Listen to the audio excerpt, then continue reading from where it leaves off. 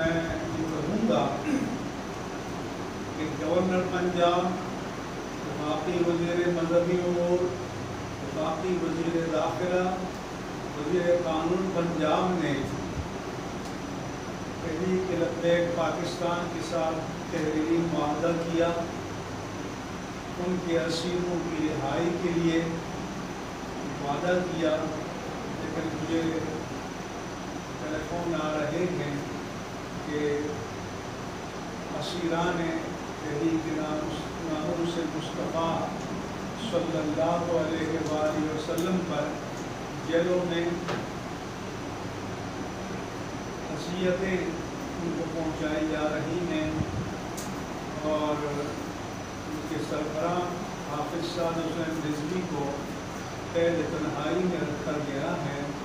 اس لیے میں متوجہ کرتا ہوں، متنبہ کرتا ہوں کہ جو تحریری وعدہ کیا ہے اس کی پاسداری کی جائے اور لوگوں کو انتہا پسندی پر مجبور نہ کیا جائے۔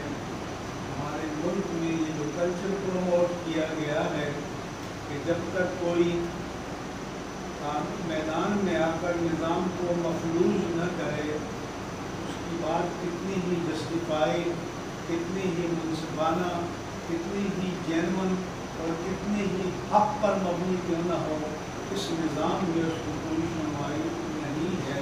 لہذا میں سمجھتا ہوں کہ یہ عورتوں کو اس مسئلے پر بھی توجہ دینی چاہیے۔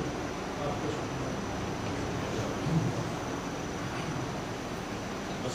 ٹھیک ہے صاحب۔